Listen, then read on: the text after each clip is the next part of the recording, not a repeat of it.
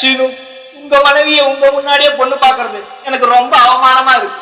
ஆனா கேட்காத ஓடி வந்த லேசா பார்த்துட்டு கண்ணு முடிக்க தண்ணி அடிக்கலாமா? தண்ணி கதை சொல்லட்டுமா? கதை வளகா பச்சி வாங்கி வச்சிருக்கேன், கடிச்சா ஜிவ்வடி ஏறும்.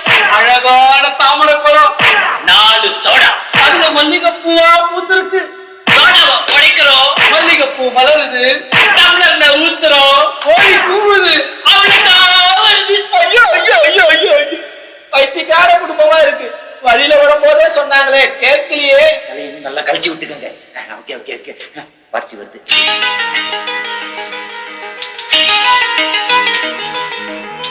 வெட்கப்பட்டது போதுமா? மாப்பிளைக்கு நமஸ்காரம் பண்ணிக்கமா?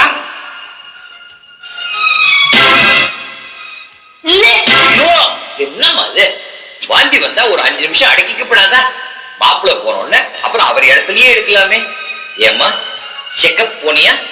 டாக்டர் சொன்னாராமே வயிற்றுல ஜீன்ஸ்ன்னு. ஓ கிழவனுக்கு நமஸ்காரம் பண்ற? என்ன பிடிச்சிருக்கா? நல்ல பொண்ணுதான், கண்ணுதான் இப்படி.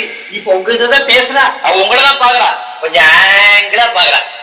வணக்கம்மா. வணக்கம். ஐயோ, இப்படி ஏமாத்திட்டாங்களே சார். இதுக்கு போய் வருத்தப்படுறீங்களே. கல்யாணம் ஆன புதுசுல நான் எப்படி ஏமாந்து போயிட்டேன் தெரியுமா? ஒரு நாளைக்கு ஆபீஸ்ல இருந்து ஒரு 2 மணி நேரம் லேட்டா வந்தேன். பக்கத்து வீட்டுக்காரங்க பார்த்து வாங்க டிஃபன் சாப்பிட்டு சீக்கிரம் படுத்துக்கலான்றா.